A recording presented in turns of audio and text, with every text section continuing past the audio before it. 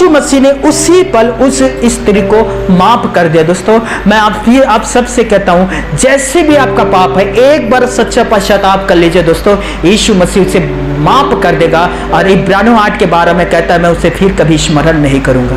तेरे पापों को विषय में दयावंत हूं और फिर से मैं तेरे धर्म को स्मरण नहीं करूंगा। वो कहता है कि मैं तुझे धोकर नया बना दूंगा और तुम्हारे भूतकाल के सारे पापों को मिटा दूंगा, कभी भी मैं उसे स्मरण नहीं करूंगा, कभी भी नहीं। भजन संहिता में भजनकार कहता है, भजन संहिता 32 अध्याय में, धन्य है वो व्यक्ति जिसके पाप क्षमा हुआ और धन्य है वो व्यक्ति जिसके अधर्म ढांपे गए हैं। और यीशु मसीह कहता है, मैं तेरे पाप को ढांप दूंगा और कभी स्मरण नहीं करूंगा, कभी भी नहीं। आमीन। सुनिएगा मेरे प्रियो, केवल प्रभु यीशु है जो आपको पाप के गुलामी से, आपको नरक के अधिकार से, आपको मृत्यु के दस्तत्व से, गुलामी से, शैतान के जाल से और अनंत पीड़ा से अनंत जीवन की ओर, आनंद की ओर, शांति की ओर ले जाता है। और वो है केवल और केवल प्रभु यीशु मसीह, इसके अलावा दूसरा कोई भी नहीं है दोस्तों, जो आपके जीवन पर शांति, आनंद, आजादी, अधिकार और छुटकारा ला सकते हैं। केवल और केवल प्रभु यीशु मसीह है। हाँ, यदि आपके पास यीशु है तो आपके पास खुशी है। हाँ, यदि आपके पास यीशु है तो आपके पास आनंद है। हाँ, यदि आपके पास यीशु है तो शांति है। यीशु है तो आजादी है। यीशु है तो अधिकार है। यीशु है तो दान, वरदान और पवित्र आत्मा है। यीशु है तो अनंत जीवन है, सदा काल के जीवन है, स्वर्ग है और स्वर्ग का तमाम अधिकार है। यदि आपके पास यीशु है तो हालेलुया। क्योंकि यूहन्ना 5 में कहता है, पिता ने सारा अधिकार पुत्र को दे दिया है और जिसके पास पुत्र है उसके पास सारा दान, वरदान और अधिकार है। हम किस अधिकार से दुष्ट आत्मा को निकालते हैं? क्योंकि पुत्र ने वो अधिकार हमें दिया है और वो कहता है, जाओ दुष्ट आत्मा को निकालो, जाओ बीमारों को चंगा करो, जाओ कोढ़ियों को शुद्ध कर दो, मुर्दों को जिंदा कर दो। मैं तुम्हें फ्री में दे रहा हूं, तुम दूसरे को भी फ्री में दे देना। मैं ये तमाम अधिकार तुम्हें देता हूं क्योंकि पिता ने मुझे यह अधिकार दिया। यदि आपके पास यीशु है, खुशी है, आनंद है, शांति है, अधिकार है, दान है, वरदान है, पवित्र आत्मा है और सदा काल का जीवन भी है दोस्तों। यदि आपके पास यीशु है, उल्टा कर दो इसे, यदि आपके पास यीशु नहीं है, डिप्रेशन, फ्रस्ट्रेशन, कमजोरियां, बीमारियां, हताश, निराश, परेशानियां, सबसे बड़ी खतरनाक शैतान।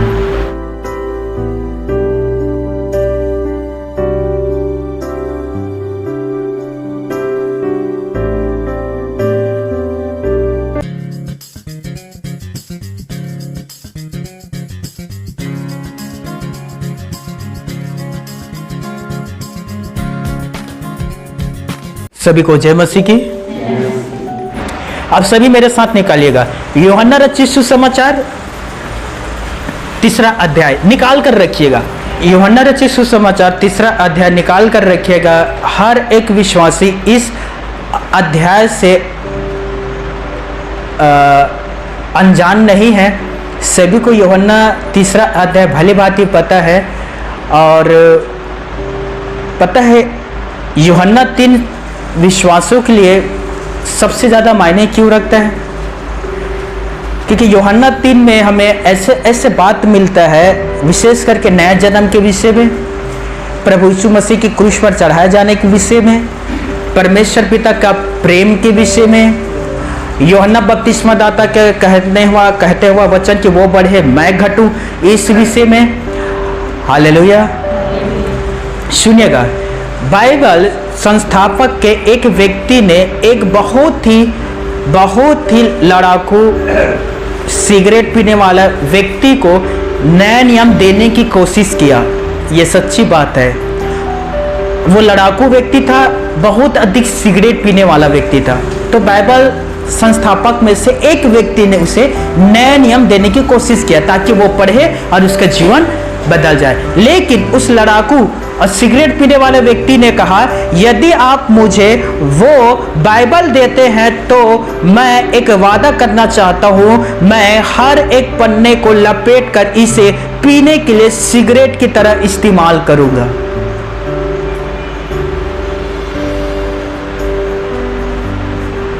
मैं आपके पुस्तक को स्वीकार करने के लिए तैयार हूं, लेकिन मैं हर एक पन्ने को लपेट कर उसे सिगरेट पीने के लिए इस्तेमाल करूंगा।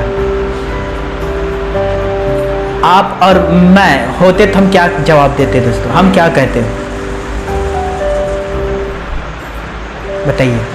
सुनिएगा, बाइबल संस्थापक बहुत ही जीनियस था, बुद्धिमान था। वो कहता है मैं समझ गया, लेकिन कम से कम ये वादा करो कि बाइबल के उस पन्ने का धूम्रपान करने से पहले तुम उसे पढ़ोगे। इस बात का आपको वादा करना पड़ेगा। और वो व्यक्ति सहमत हो गया कि हाँ, मैं धूम्रपान करने से पहले मैं उसे एक बार जरूर पढ़ूंगा। सुनिएगा, ये सच्ची बात है मेरे प्रियो। लगभग 15 साल बाद दोनों का मुलाकात होता है एक बाइबल सम्मेलन में। धूम्रपान करने वाला विधर्मी अब एक फुल टाइम प्रचारक था, फुल टाइम सेवा करने वाला। ऐसा क्यों हुआ? ऐसा क्यों हुआ दोस्तों? वो कैसे बदल गया धूम्रपान करने वाला व्यक्ति? धूम्रपान करने वाला व्यक्ति कहता है मैंने मत्ती का धूम्रपान किया, मैंने मरकुस का भी धूम्रपान किया और मैंने लुक्का का भी धूम्रपान किया, लेकिन जब मैं यूहन्ना 3 अध्याय पर पहुंचा तो फिर मैं धूम्रपान नहीं कर सका और उसी पल मैंने अपना हृदय यीशु मसीह को दे दिया। क्या था यूहन्ना 3 में दोस्तों कि उसने धूम्रपान नहीं किया? क्या था यूहन्ना 3 में कि उसका हृदय बदल गया? क्या था दोस्तों जो उसे मिला कि वो धूम्रपान करना छोड़ दिया? लड़ाकू व्यक्ति था, वो बदल गया और अपना संपूर्ण जीवन प्रभु यीशु मसीह को समर्पित कर दिया। क्या था यूहन्ना 3 में दोस्तों जो उसे बदल दिया? क्या था? सुनिएगा दोस्तों, जब मुझे प्रभु यीशु मसीह का गॉस्पेल सुसमाचार सुनाया गया, एक वचन जिसने मेरे जीवन को बदला। कितने के साथ ऐसे हुआ है? यहां कोई और है जिसे एक वचन उसके जीवन को बदला हो? बताइए, एक वचन जो आपके जीवन को बदला हो। जब आप बाइबल पढ़ते हैं तो वो प्रभु के वचन जिसके द्वारा परमेश्वर आपसे बात करता है, वो वचन जो आप बाइबल पढ़ते पढ़ते आपके हृदय को छू लेता है, वो वचन जो आपको दर्पण के समान आपके सामने खड़ा होकर कहता है तुम्हें बदलना पड़ेगा। वो आपसे बात करता है और आपके पास आकर वो वचन कहता है चेंज योर लाइफ, जीवन को बदलो। मुझे ईमानदारी से बताना, मैं सच सच कह रहा हूं दोस्तों, एक वचन था जिसने मुझे छुआ और मुझे बदला। कितने लोग हैं सर जिसके जीवन को परमेश्वर के वचन ने बदला हो? ये तमाकू सिगरेट पीने वाला व्यक्ति के जीवन को बदला एक वचन ने, जबकि वो सिगरेट पीने वाला व्यक्ति था। मत्ती रचित सुसमाचार के पूरा 28 अध्याय का उसने सिगरेट बनाकर फूंक कर पी गया।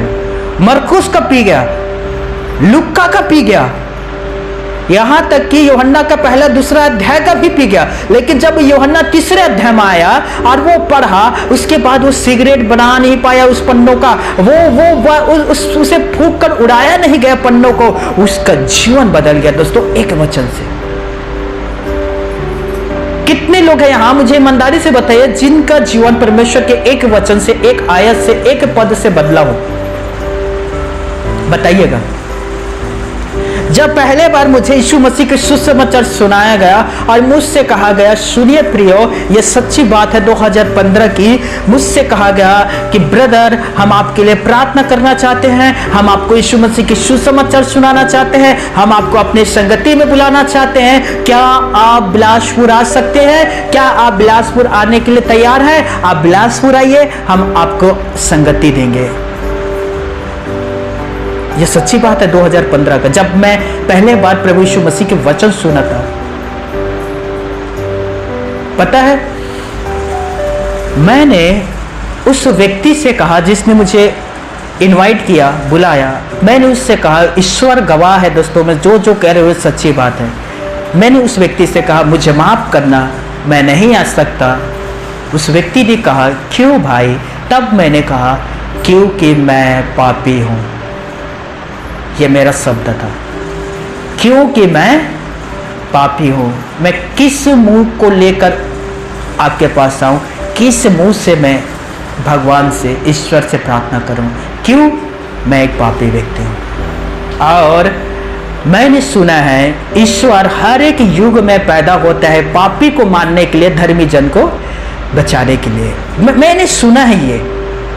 तो ऐसा कोई आशा उम्मीद मेरे पास नहीं है कि परमेश्वर मुझ पापी व्यक्ति की प्रार्थना को सुने और मुझे बचाए, क्योंकि मैं अपना विनाश जानता हूं, मैं अपना अंत जानता हूं। ईश्वर प्रकट होगा और मुझे वो मारेगा, क्योंकि मैं पापी हूं। मैंने ये शब्द उनसे कहा। एक वचन उसने मुझे दिया दोस्तों, मेरा जीवन बदल दिया। सच कह रहा हूं, एक वचन उसने मुझे दिया जो यीशु मसीह ने मत्ती भी में कहा है, मेरे ख्याल से लुक्का भी में कहा है, और वो वचन यह था जो यीशु ने कहा। यीशु ने कहा, मैं इस जगत में धर्मी जनों के लिए नहीं, पापियों का पाप से उद्धार करने के लिए आया हूं। मैं किसी भी धर्मी व्यक्ति के लिए नहीं आया हूं, मैं पापी व्यक्ति के पाप से उद्धार करने के लिए आया हूं। अब पौलुस इस बात को कंफर्म करता है। सुनिए, पौलुस कहता है, पहला थिमिथुस पहला अध्याय 15वें आयत में, यह बात सच और विश्वास योग्य है कि जगत में प्रभु यीशु मसीह पापियों का उद्धार करने के लिए आया था। और पौलुस कहता है कि सबसे बड़ा पापी मैं था। हालेलुया। पौलुस क्या कह रहा है? यह बात सच और हर प्रकार से मानने के योग्य है कि यीशु मसीह जगत में पापियों को उद्धार करने के लिए आया था। और पौलुस कहता है, सबसे बड़ा पापी मैं था क्योंकि मैं कलेश को सताता था। सबसे बड़ा पापी मैं था, पौलुस कहता है, क्योंकि मैं कलेश पर अटैक करता था, विश्वासी को घसीट घसीट कर मैं जेल में बंद करता था। स्तिफनुस का जब पथराव हो रहा था वहां मैं मौजूद था, और जो लोग उनके ऊपर पथराव कर रहे थे उनके वस्त्रों को मैं संभाल कर रखा हुआ था। यदि देखा जाए तो सबसे बड़ा पापी मैं हूं। कौन कहता है? पौलुस। जब पिता परमेश्वर पौलुस के पाप को क्षमा कर सकता है, सुनिए, जब पिता परमेश्वर व्यभिचार में पकड़े गए स्त्री के पाप को क्षमा कर सकता है, जब पिता परमेश्वर पत्नी स्त्री के पाप को क्षमा कर सकता है, जब पिता परमेश्वर अगस्त्य वर्मा के पाप को क्षमा कर सकता है, तो इस बात को याद रखिए, आपके पास जितना भी घिनौना खून से रचा हुआ क्यों ना हो दोस्तों, वो आपके भी पाप को क्षमा कर सकता है। वो कहता है, मैं तुम्हारे पापों को क्षमा करके हिम के समान श्वेत कर दूंगा और बर्फ के समान उजाला कर दूंगा। चाहे वो कितना भी बुरा क्यों ना हो, कितना भी गंदा क्यों ना हो, कितना खून से रचा क्यों ना हो, मैं उसे हिम के समान श्वेत कर दूंगा। यशायाह पहला अध्याय 18 आयत में ये लिखा है। हालेलुया। जब मुझसे कहा गया कि यीशु ने कहा है भैया कि मैं इस जगत में धर्मी जन के लिए नहीं, पापियों के लिए आया हूं, मेरा हृदय बदल गया दोस्तों। मुझे ऐसा महसूस हुआ, मैं आपसे सच सच कह रहा हूं, कोई तो है जो पापी से भी प्रेम करता है, कोई तो है जो पापी से भी प्रेम करता है, कोई तो है जो पापी के विषय में फिक्र करता है, कोई तो है जो पापी को बचाने के लिए आया है, सर्वनाश करने के लिए नहीं परंतु बचाने के लिए आया है। और जो धर्मी व्यक्ति है उसके लिए नहीं आया है, पापी के लिए आया है। ये अनोखा सुसमाचार नहीं है दोस्तों, कोई पापी के लिए आ जाए, पापी को बचाए।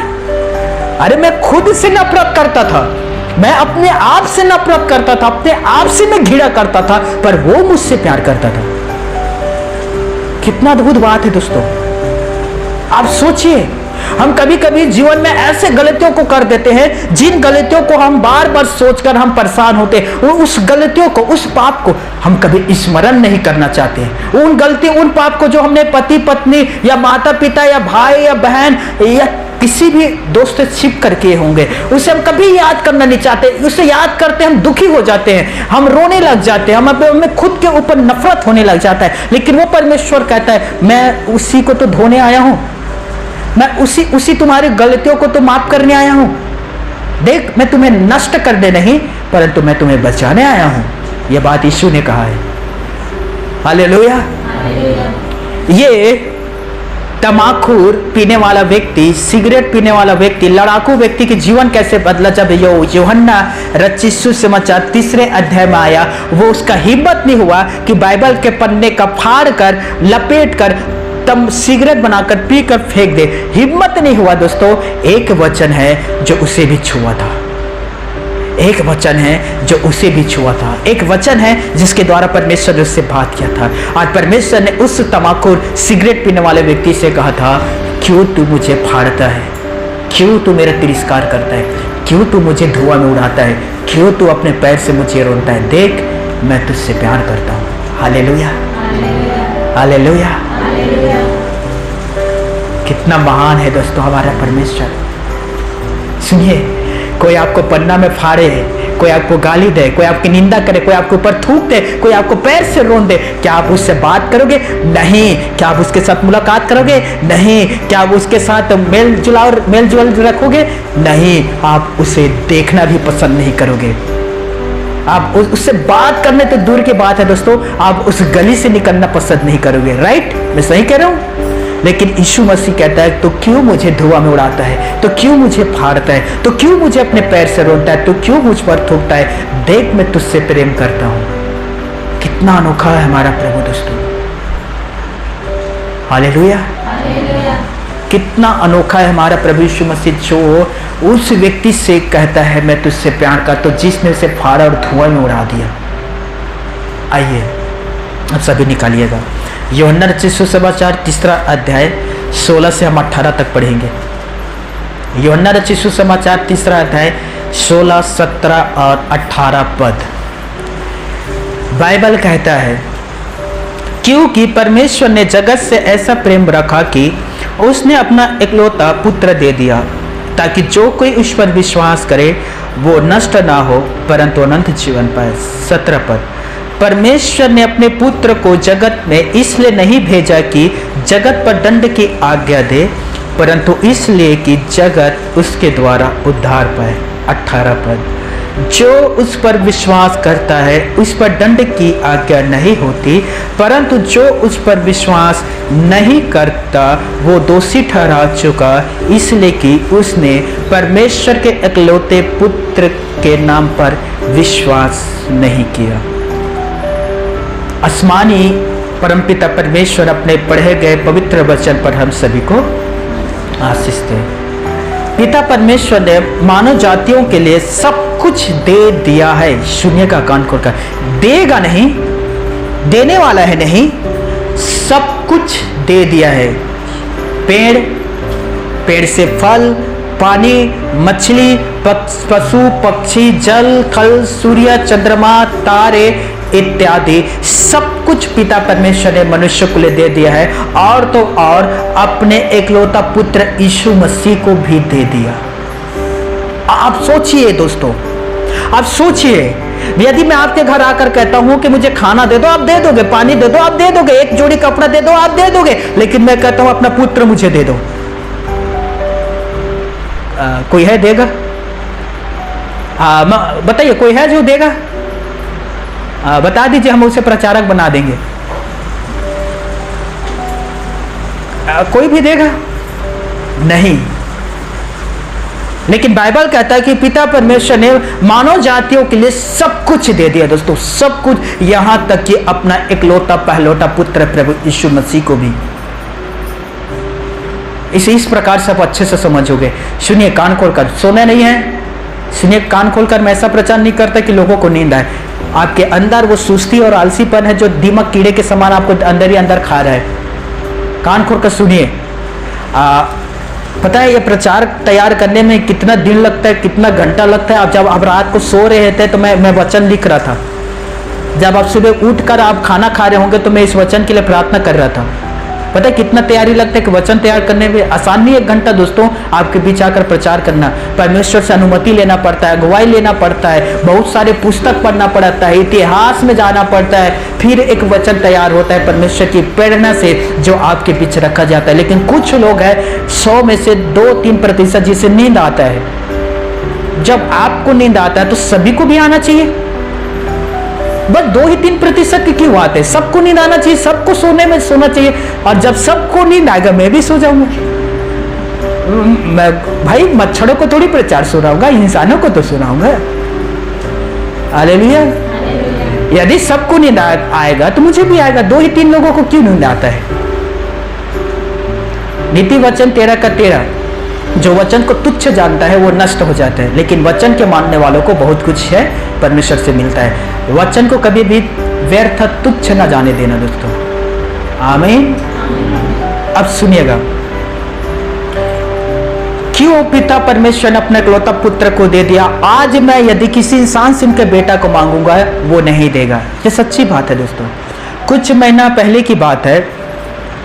मेरा भतीजा है और उसका 2 बेटा है। एक लगभग 2.5 साल का होगा, एक 4-5 महीने का होगा। और वो घर में किसी बातों को लेकर वो बाहर काम करने के लिए जाने वाले थे, शहर जाने वाले थे काम करने के लिए। ये सच्ची बात है, सुनिए।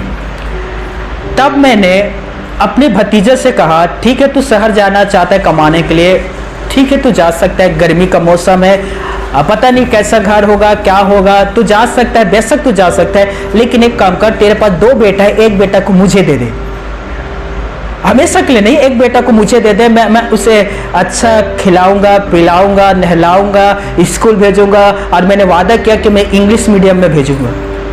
हालेलुया। और देख, मैं इसका ऑलरेडी एक बीमा भी करवा चुका हूं, और जो जो इसे उचित है, जो तू नहीं दे सकता वो सब कुछ मैं दूंगा। तू पापी व्यक्ति है।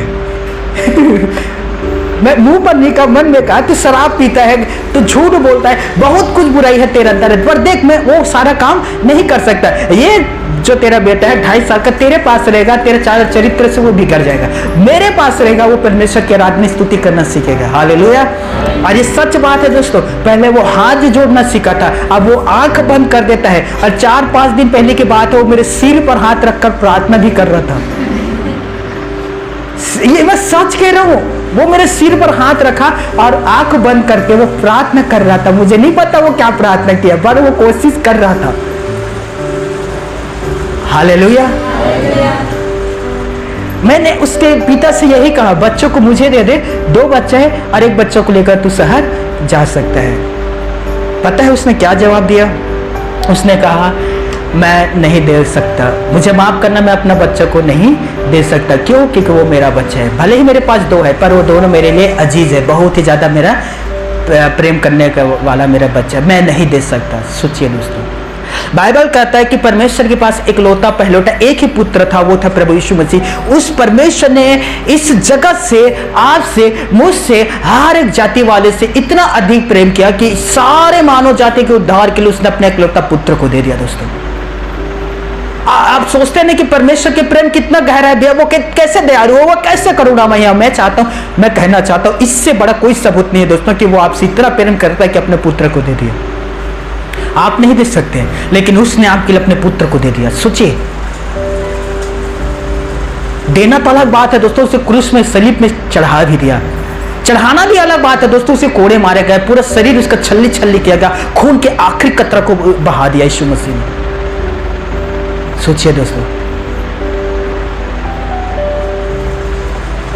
हम एक गीत गाते हैं, एक लौते बेटे के दाम पाक यहोवा से पूछ, पूरे सिफा का पैगाम यीशु के कांटों और कौड़ों से पूछ, मरियम की ममता की प्रेम उस माता से पूछ। कैसे रहा होगा वो नजारा दोस्तों, जब उसने मानव जाति के उद्धार के लिए अपने बेटे यीशु मसीह को हमारे लिए दिया, और बेटे ने पिता के आज्ञा पालन करते हुए क्रूस में अपने आप को दे दिया।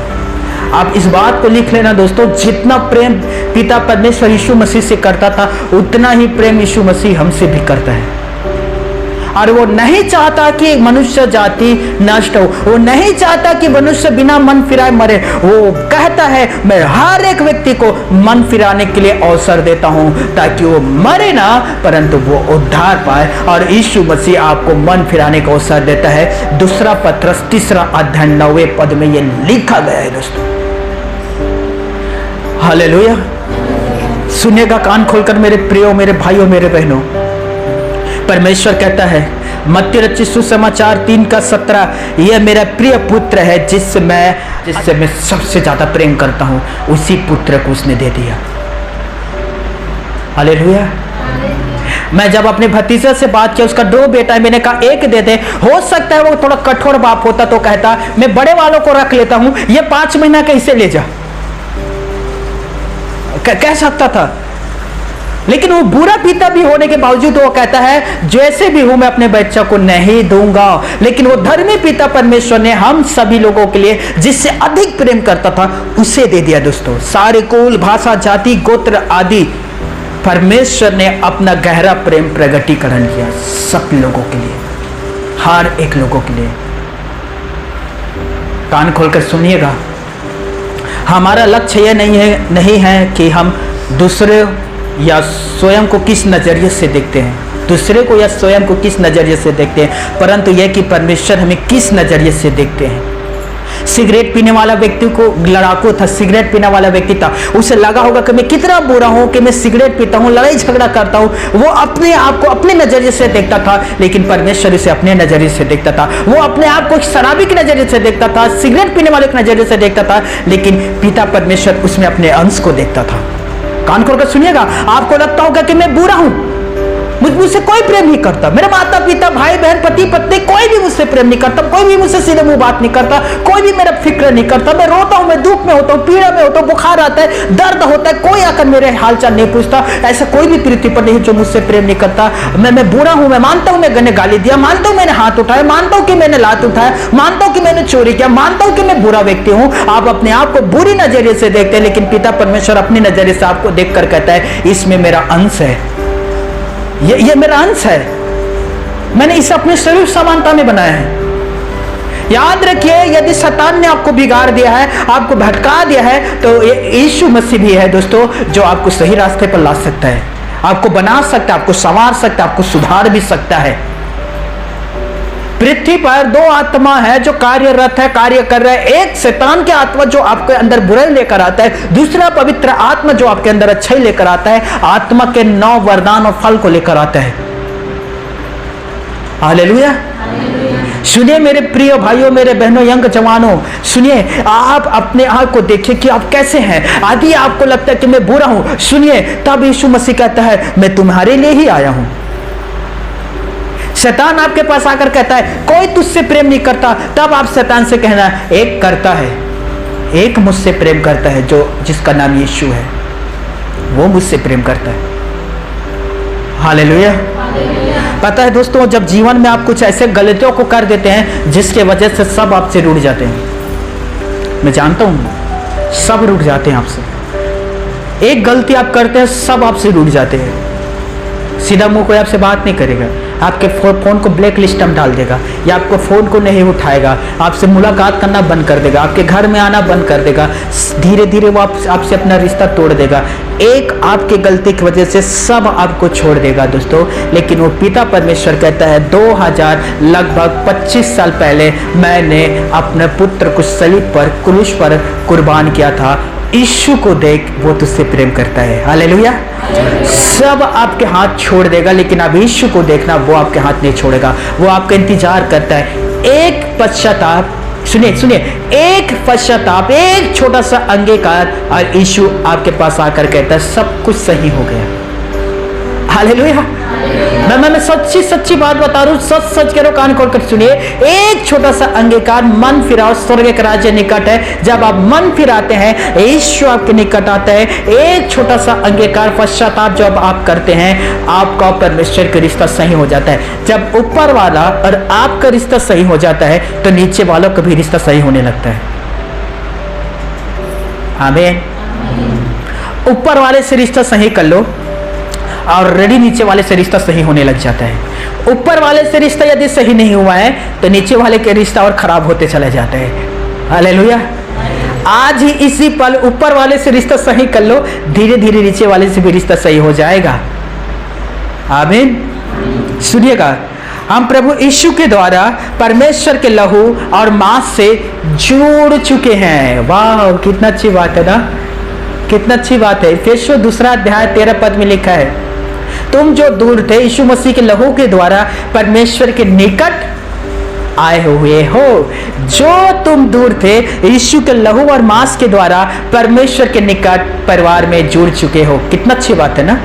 सुनिए, मैं फिर से कह रहा हूं, प्रभु यीशु मसीह के द्वारा हम परमेश्वर के लहू और मांस से जुड़ चुके हैं। मेरा प्रश्न है मेरे भाइयों और मेरी बहनों, क्या आप अपने शरीर से लहू और मांस को अलग कर सकते हैं? ये मांस अलग, ये लहू अलग, ये हड्डी अलग कर सकते हो? चलिए, आपसे नहीं हो पाएगा, मैं कर दूं। मैं आपके मांस और लहू अलग करता हूं, आप जिंदा रहोगे? नहीं रह पाओगे, राइट। ये सच्ची बात है। और परमेश्वर के लहू मांस से हम जुड़ चुके हैं। अब चाह कर भी पिता परमेश्वर हमें अपने शरीर से अलग नहीं कर सकता। मैं अच्छी बात कह रहा हूं, सुनिए। चाहकर भी पिता परमेश्वर अपने शरीर से हमें अलग नहीं कर सकता, क्योंकि यीशु मसीह के द्वारा हम परमेश्वर के लहू और मांस से जुड़ चुके हैं। अब हम उसके देव के हिस्से के अंग बन चुके हैं। अब चाहकर भी वो हमें अलग नहीं कर सकता, क्योंकि हम उसमें कनेक्ट हो चुके हैं, जुड़ चुके हैं दोस्तों। वाह, कितना अच्छी बात है दोस्तों। Hallelujah, hallelujah. यूहन्ना का पहला पत्री 4 अध्याय 10 पद, चलिए आप निकालिएगा जी, आप निकालिए। यूहन्ना का पहला पत्री 4 अध्याय 10 पद। प्रेम इसमें नहीं है कि हमने, हाँ पढ़िएगा जोर से। प्रेम इसमें नहीं है कि हमने परमेश्वर से प्रेम किया, प्रेम इसमें नहीं है कि हमने परमेश्वर से प्रेम किया, पर इसमें है कि उसने हमसे प्रेम किया, पर इसमें है कि उसने हमसे प्रेम किया। इसे इस प्रकार से समझिएगा, प्रेम इसमें नहीं है कि हमने पहले परमेश्वर से प्रेम किया, प्रेम इसमें कि उसने पहले हमसे प्रेम किया और हमारे पापों के प्रायश्चित के लिए, और हमारे पापों के प्रायश्चित के लिए अपने पुत्र को भेजा, अपने पुत्र यीशु मसीह को भेजा। हालेलुया। हमने नहीं कहा था कि परमेश्वर हमें पाप से आजादी चाहिए, हमें छुटकारा चाहिए। परमेश्वर ने पहले हमसे प्रेम किया और हमारे पापों से उद्धार कराने के लिए अपने पुत्र यीशु मसीह को यहां भेजा कि हम प्रायश्चित करें, हम पश्चाताप करें और हम प्रभु के देह से जुड़ जाए। सच्चा पश्चाताप उद्धार लेकर आता है। यह लिखा गया है 2 कुरिन्थियों 7:10 में। सच्चा पश्चाताप उद्धार लेकर आता है मेरे प्रियो, और इससे पछताना नहीं पड़ता है। संसारिक शोक मृत्यु लेकर आता है। सुनिए सुनिए, संसारिक शोक मृत्यु लेकर आता है, लेकिन सच्चा पश्चाताप उद्धार लेकर आता है, और इससे मनुष्य को पछताना नहीं पड़ता। आप सच्चा पश्चाताप करिए, आपके जीवन पर एक उद्धार आएगा मेरे प्रिय भाइयों और मेरे बहनों। किस प्रकार से उद्धार आएगा, किस प्रकार से पश्चाताप कर पाते हैं, सुनिए। मैं बाइबल के एक सच्ची कहानी को आपको बताना चाहता हूं, सुनिएगा। ये आपको मिलेगा यूहन्ना रचित सुसमाचार 8वें अध्याय में। एक महिला थी, पति पत्नी। उस महिला के शादी हो चुके थे। किसी कारणवश उस महिला ने अपने पति को धोखा देने लग गई और किसी अन्य मर्द के साथ उसका नाजायज संबंध बनने लगा, और वो अपने पति को धोखा देकर वो उस पुरुष के साथ संबंध बनाया करती थी। एक ही दिन वो महिला पकड़ी जाती है, लोग उसे पकड़ लेते हैं किसी गैर मर्द के साथ। अब महिला शर्म से सिर झुक चुकी थी। इस महिला की उसका शर्म से सिर नीचे हो चुके थे। सारे लोग उसके ऊपर दोष लगा रहे थे और कह रहे थे कि ऐसे महिलाओं के साथ क्या करना चाहिए जो अपने पति को धोखा देते हैं, समाज को धोखा देते हैं, रिश्तेदारों को धोखा देते हैं। बताओ ऐसे महिलाओं के साथ क्या करना चाहिए। तब कुछ लोगों ने कहा चलो इसे लेकर यीशु मसीह के पास जाते हैं और यीशु मसीह से पूछते हैं कि यीशु मसीह इसके महिला के साथ क्या करने के लिए हमें कहता है। और सुनिए, बहुत सारे लोग थे, उस महिला को पकड़ा उस महिला को पकड़कर, जो बेबीचार में पकड़ी गई थी, पत्नी स्त्री थी, यीशु मसीह के पास लेकर जाते हैं और यीशु मसीह से पूछते हैं, हे यीशु तू क्या कहता है इस महिला के बारे में। मूसा ने हमसे कहा है, मूसा ने व्यवस्था में हमसे कहा है ऐसे महिलाओं को पथराव कर देना चाहिए। पथराव कर तो समझते हो, पत्थर फेंक कर ऐसे महिलाओं को मार देना चाहिए जो अपने पति को धोखा देकर व्यभिचार करते हैं, व्यभिचार। अब बताओ यीशु मसीह तुम क्या कहते हो, क्या हमें इसके ऊपर पथराव करना चाहिए? सबके हाथ में पत्थर था। सोचिए, ये सच्ची बात है दोस्तों। कभी कभी हम भी पंचायत में जाते हैं, राइट? कभी कभी हम भी न्याय करने के लिए जाते हैं। कभी कभी हमें लगता है अरे वो महिला, वो उस गांव के वो लड़की भाग गई, सोचा नहीं था ऐसा होगा। रुक जाओ, कुछ दिन में आपके भी नंबर आने वाले हैं, आप इनकार नहीं कर सकते। अरे उसके घर का वो बेटा भाग गया, अरे सोचे नहीं थे उसके घर ऐसा होगा। चिंता मत करो, आपके घर भी बेटा है। दूसरे को न्याय करने वाले सुनो कान खोलकर। यीशु मसीह से कहा बताइए आप क्या कहते हैं इस विषय में, क्या हमें इस पर पथराव करना चाहिए मूसा की व्यवस्था के अनुसार? यीशु ने कहा, छोटा सा शब्द सुनिए, यदि तुम में से जो कोई पाप ना किया हो, निष्पाप हो, वो पहले पत्थर मारे। जिन्होंने कभी पाप ना किया हो वो पहले पत्थर इस महिला को मारे। और यीशु मसीह जमीन में कुछ लिखने लगा। भीड़ में इतने सारे लोग थे, छोटे बच्चे, जवान, बुजुर्ग, सब वर्ग के लोग थे। और यीशु जमीन पर लिख रहा था। यीशु मसीह ऊपर उठकर देखता है, सामने कोई भी व्यक्ति नहीं था। सारे व्यक्ति अपने पत्थर को वहीं छोड़कर वापस चले गए थे। किसी ने भी उस स्त्री के ऊपर एक पत्थर नहीं मारा, क्योंकि सभी व्यक्ति पापी थे। सुनिए, सब व्यक्ति ने पाप किया था। ऐसे एक भी धर्मी जन नहीं था जो उस पर पत्थर मार सके। यीशु मसीह ने उस स्त्री से कहा, किसी ने तुझे मारा? वो स्त्री कहते हैं, हे स्वामी, किसी ने मुझे नहीं मारा। तब यीशु मसीह कहते हैं, मैं तुझ पर दंड की आज्ञा नहीं देता, जा और फिर से पाप ना करना, मैं तुझे माफ करता हूं। Hallelujah, hallelujah. यीशु मसीह ने उसी पल उस स्त्री को माफ कर दिया। दोस्तों, मैं आप सबसे कहता हूं, जैसे भी आपका पाप है, एक बार सच्चा पश्चाताप कर लीजिए दोस्तों, यीशु मसीह उसे माफ कर देगा। और इब्रानियों 8 के 12 में कहता है, मैं उसे फिर कभी स्मरण नहीं करूंगा। देख, मैं तेरे पापों के विषय में दयावंत हूं और फिर से मैं तेरा धर्म को स्मरण नहीं करूंगा। वो कहता है कि मैं तुझे धोकर नया बना दूंगा और तुम्हारे भूतकाल के सारे पापों को मिटा दूंगा। कभी भी मैं उसे स्मरण नहीं करूंगा, कभी भी नहीं। भजन संहिता में भजनकार कहता है, भजन संहिता 32 अध्याय में, धन्य है वो व्यक्ति जिसके पाप क्षमा हुआ और धन्य है वो व्यक्ति जिसके अधर्म ढांपे गए हैं। और यीशु मसीह कहता है, मैं तेरे पाप को ढांप दूंगा और कभी स्मरण नहीं करूंगा, कभी भी नहीं। आमीन।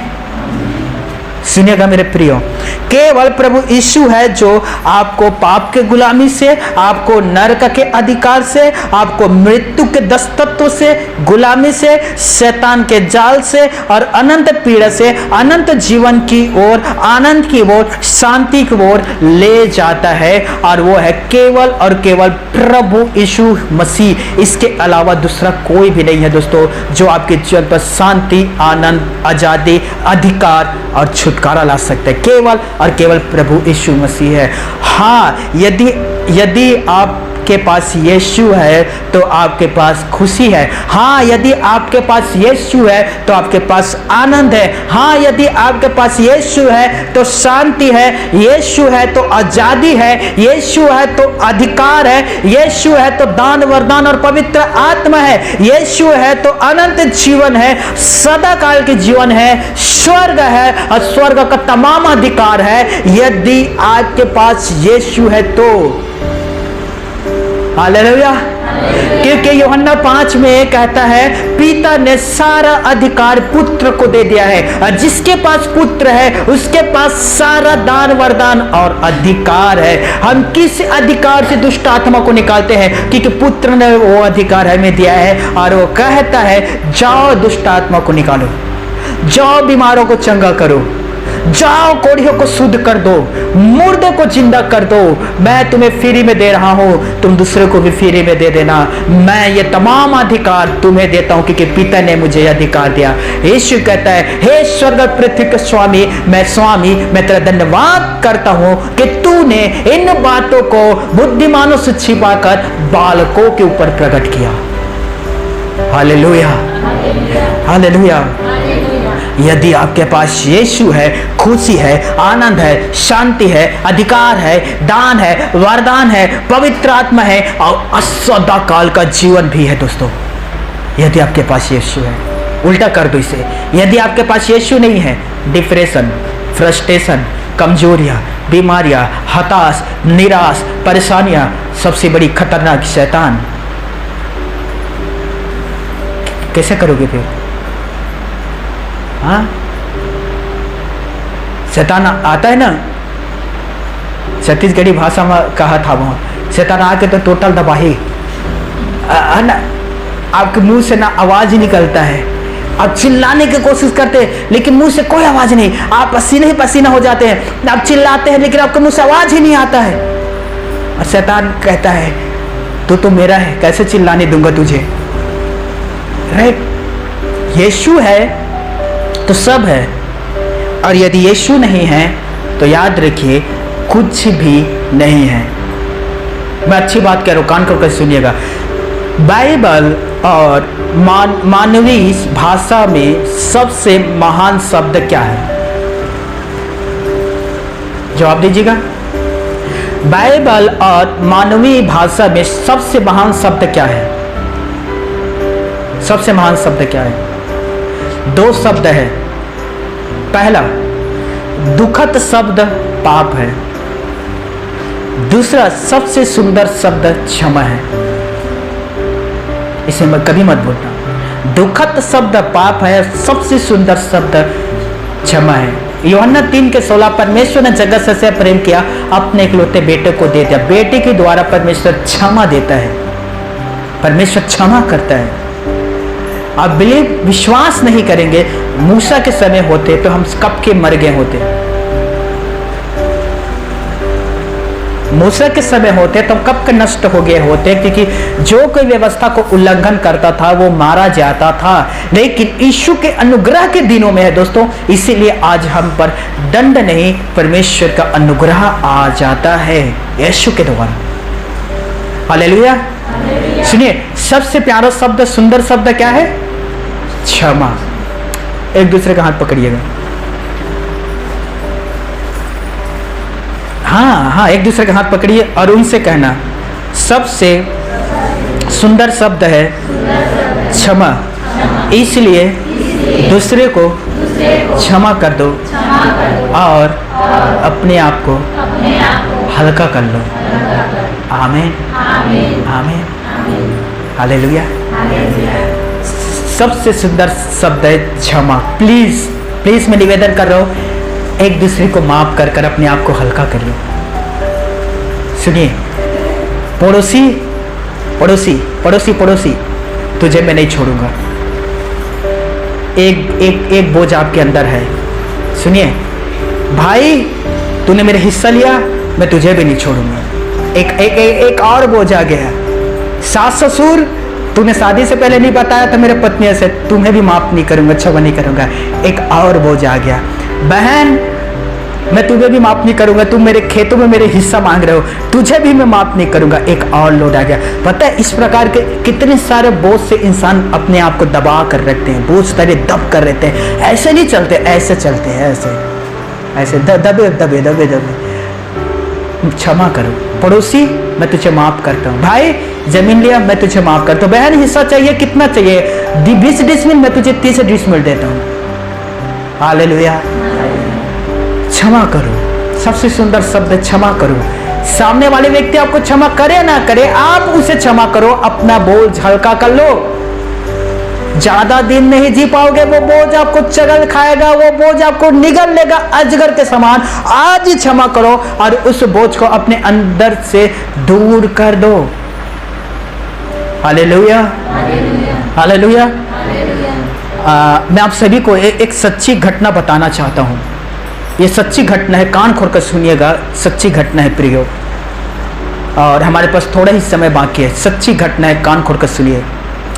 एक अमीर आदमी का एक बेटा था जिससे वो बहुत ज़्यादा प्रेम करता था। पिता बूढ़ा था और वो कला का बहुत प्रेमी था, पेंटिंग कला का वो बहुत प्रेमी था। और उसने अपने बेटे से कहा, कला से प्रेम करना सीखो। और बेटा कला से प्रेम करने लगा और पेंटिंग, वो भी कलाकार बन गया, पेंटिंग बनाने लगा। जब पिता बहुत ही ज़्यादा बूढ़ा हो गया तो एक दिन बेटा आगे जाकर मरीन में शामिल हो जाता है और 1960 के दशक में उसे वियतनाम भेज दिया जाता है युद्ध के लिए।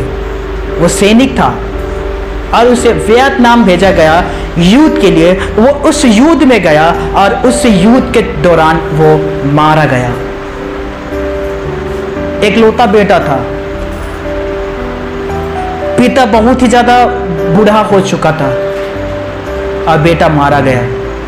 कुछ सालों के बाद वो पिता जो बूढ़ा था वो भी मर गया, पीछे छोड़ गया कलाकृति, बहुत सारे पेंटिंग, जो करोड़ों करोड़ों रुपए की कलाकृतियां पेंटिंग था जिसे बेचा जाना था। और वो करोड़ों रुपए का पेंटिंग था दोस्तों। वो प्रसिद्ध कलाकार था, पेंटिंग बनाने वाला प्रसिद्ध था। और कला के सौदागारों की भीड़ जम गई, उमड़ पड़ी उस पेंटिंग को खरीदने के लिए, और वहां अनगिनत लोग आए उस पेंटिंग को खरीदने के लिए, क्योंकि वो कलाकार प्रसिद्ध था और उसका एक एक पेंटिंग करोड़ों रुपए में बिका करता था। मैं ये कहानी सुनकर चकित रह गया। सुनिए, परिवार के संपत्ति संभालने वाले वकील ने भीड़ के सामने घोषणा करके कहता है, सुनो, इससे पहले कि कोई कलाकृति पेंटिंग के मूल्यवान कला खरीदे, नीलामी को शुरू करे, इससे पहले सुनो कान खोलकर कि मृतक ने निर्देश में कहा है कि सबसे पहले उसके बेटे की तस्वीर की नीलामी किया जाना चाहिए। पिता की तस्वीर की नीलामी से पहले बेटे की तस्वीर की नीलामी करना चाहिए। लेकिन वहां जितने लोग पेंटिंग तस्वीर खरीदने के लिए आया था, वे सब प्रसिद्ध कलाकार के पेंटिंग खरीदने के लिए आया था, ना कि उसके बेटे के पेंटिंग, क्योंकि बेटे ने एक या दो पेंटिंग बनाया था जो उस समय जब वो सीख रहा था। अब सोचिए, वो सीख रहा है, नौजवान है, वो कैसे पेंटिंग बनाएगा दोस्तों। लेकिन पिता पेंटिंग का अनुभव से भरा हुआ था, वो जवान से लेकर बुढ़ापे तक उसने अनगिनत पेंटिंग बनाया जो करोड़ों रुपए में बिकता था। और वहां जितना सौदागर थे जो पेंटिंग खरीदने आए थे, वे सभी बेटा का नहीं, पिता के पेंटिंग खरीदने के लिए आते। लेकिन वकील ने कहा, पिता के पेंटिंग खरीदने से पहले आप सभी लोगों को बेटे की पेंटिंग खरीदना पड़ेगा, क्योंकि मृतक ने, बूढ़ा पिता ने मरने से पहले ये शर्त रखा गया है। आर्ट डीलर ने कहा, चलो खत्म करते हैं। नीलामी वाले ने उस पेंटिंग को उठाया और कहा, इसके 10,000 कौन देना चाहेगा। एक पेंटिंग उठाकर कहा, कौन है जो इसका 10,000 देना चाहेगा। पिता का पेंटिंग नहीं था, पुत्र का पेंटिंग था। कौन है जो इसे 10,000 देना चाहेगा। किसी ने हाथ नहीं उठाया, किसी ने हाथ नहीं उठाया। सबसे पीछे के एक सैनिक ने, जो उसका मित्र था, ने हाथ उठाकर कहा, मैं इसके 20,000 दूंगा। आर्ट डीलर ने कहा, जो नीलामी करने वाला था, 20,000 एक, 20,000 दो, 20,000 तीन, सोल्ड। ये पेंटिंग आपका है। हालेलुया।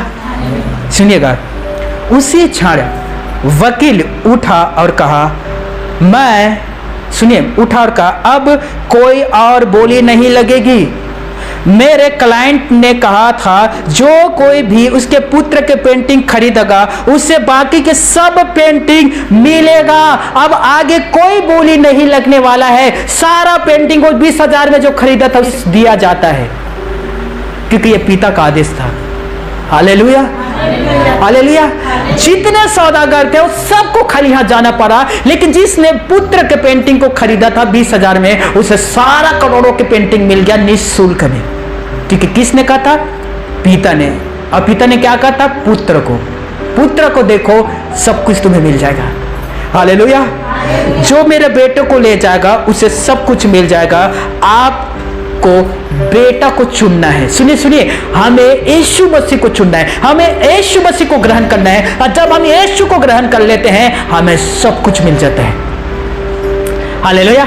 यीशु मसीह ने कहा यूहन्ना 14:6 में, बिना मेरे द्वारा कोई स्वर्ग तक नहीं जा सकता, क्योंकि मैं ही मार्ग, सत्य और जीवन हूं, मैं ही भेड़ों का द्वार हूं, और मैं ही जगत की ज्योति हूं, और मैं ही अनंत जीवन का रोटी हूं। मैं ही वो रोटी हूं जो स्वर्ग से आया हूं। जो कोई मुझे खाएगा वो ही स्वर्ग में जाएगा। अर्थात हम पुत्र के द्वारा हम पिता तक जा सकते हैं। हम पुत्र के द्वारा हम स्वर्ग तक जा सकते हैं। हम पुत्र के द्वारा शांति की जीवन जी सकते हैं। हम पुत्र के द्वारा शैतान के ऊपर विजय ले सकते हैं। और पुत्र हमारे पास है तो हमारे पास सब कुछ है, सब कुछ है। कब? जब पुत्र यीशु हमारे पास है। हालेलुया। मैं आप सभी से क्या कहता हूं, सुनिए, पिता को चुनने से पहले आपको पुत्र को चुनना होगा। मैं फिर से इस शब्दों को दोहरा रहा हूं, पिता को चुनने से पहले आपको पुत्र को चुनना होगा, क्योंकि पुत्र ही है जो आपको पिता तक पहुंचाता है। हालेलुया।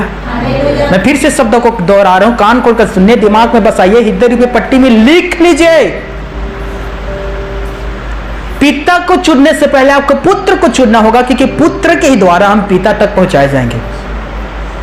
क्योंकि यीशु ने साफ कहा है यूहन्ना 10 में, भेड़ का द्वार मैं हूं, अर्थात स्वर्ग के द्वार मैं हूं, और मैं ही हूं जो तुम्हें परमेश्वर तक पहुंचा सकता हूं। हालेलुया।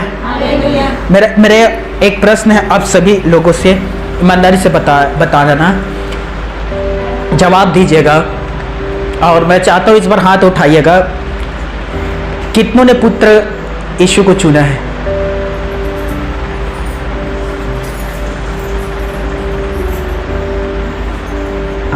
एक भाई ने देखा बीबी को, हाथ उठा दिया। हाँ, मैं भी उठा देता हूँ।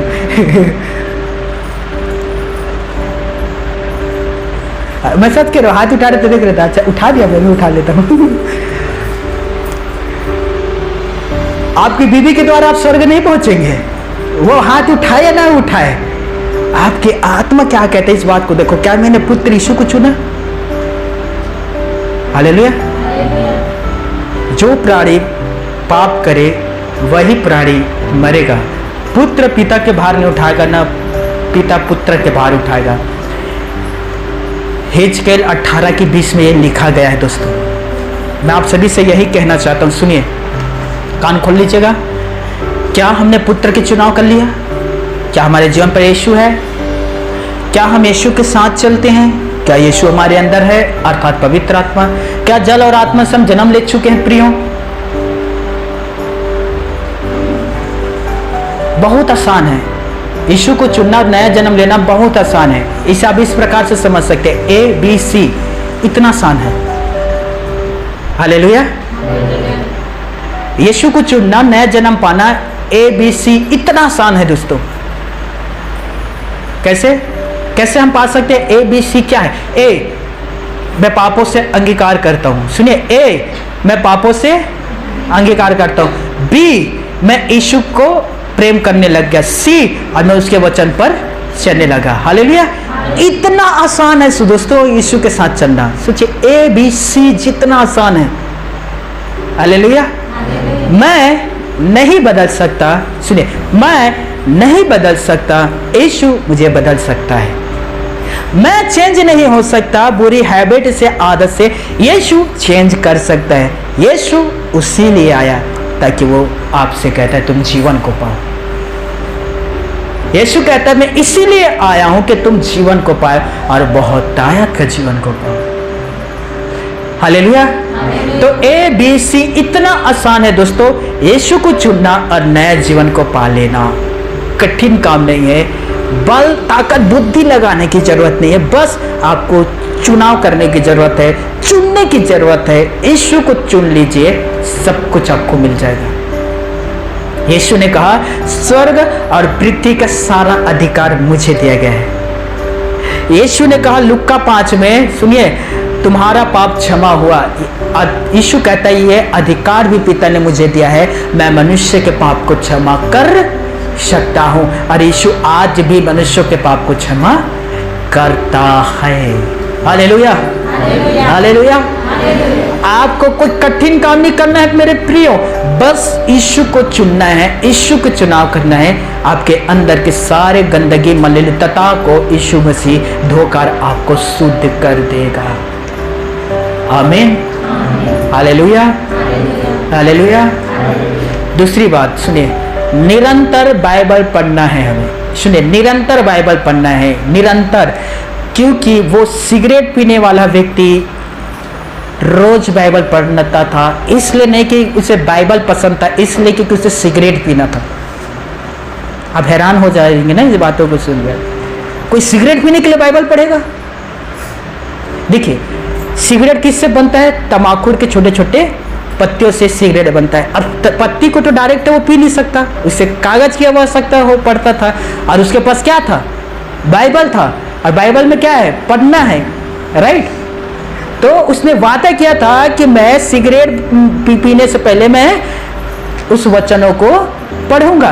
तो सिगरेट पीने के लिए वो वचन पढ़ता था, सिगरेट पीने के लिए वो बाइबल पढ़ता था। और जब वो एक पन्ना पढ़ जाता था, उस पन्ना को वो फाड़ता था, लपेटता था, उसमें तमाकुर भरता था, फिर वो सिगरेट पीता था। लेकिन वो बाइबल के वचन पढ़ता था और यूहन्ना 3 में गया और उसका जीवन बदल गया। मैं आप सभी से निवेदन करता हूँ, सुनिए, अपने दिनचर्या में इस वचन को ढाल दीजिए। मुझे हर दिन बाइबल पढ़ना है, खाना मिले या ना मिले, पानी पियो ना पियो, नींद आए या ना आए, मुझे नहीं पता, पर एक चीज है जो जानता हूं, मुझे बाइबल पढ़ना है। हालेलुया। सुनिए, नीति वचन 4 अध्याय में पिता परमेश्वर कहता है, मैं अपने भेद सीधे लोगों के ऊपर प्रकट करता हूं। आप बाइबल पढ़िए, आप बाइबल पढ़ते रहिए, आप परमेश्वर अपना भेद आपके ऊपर प्रकट कर देगा। Hallelujah, hallelujah. तो आज से आप इसे लागू करिए। सुनिए, अपने जीवन पर बाइबल को ले आइए और लागू करिए अपने जीवन पर कि कुछ भी हो जाए, मैं निरंतर लगातार बाइबल पढ़ता रहूंगा। आने वाले रविवार को मैं आपको बाइबल से संबंधित प्रचार करूंगा, बाइबल के तमाम जानकारियों को आपके सामने रखूंगा। दोस्तों, कैसे बाइबल हमारे बीच आया, कैसे बाइबल पढ़कर मेरा जीवन परिवर्तन हुआ, कैसे बाइबल पढ़कर करोड़ों लोगों ने उद्धार पाया, कैसे बाइबल वो वचन है जो परमेश्वर के वचन है, और बाइबल के ही वचन के द्वारा हम आज भी परमेश्वर से बातचीत करते हैं। बाइबल के ही वचन दोस्तों हमें धार्मिकता पर ले चलता है। आने वाले रविवार को मैं इसके विषय में प्रचार करूंगा। Hallelujah, hallelujah. प्लीज मेरे भाइयों और मेरे बहनों, प्लीज निरंतर बाइबल पढ़िए। दूसरी बात, अपने आप को देखिए कि आप कहाँ हैं और पश्चाताप कर लीजिए। मैं फिर से कह रहा हूं, उद्धार पाना ABC इतना छोटा काम है दोस्तों, कोई भयानक काम नहीं है। ABC इतना छोटा है, आप इसे कर सकते हैं। पश्चाताप, ईश्वर को स्वीकार करना और उसके वचन पर चलना, कोई बड़ा काम नहीं है, कोई बड़ा काम नहीं है। चलते चलते आपसे गलती हो जाता है, यीशु के पास आना, माफी मांगना, वो आपको माफ कर देगा। हालेलुया। बोलो प्रभु यीशु मसीह की जय।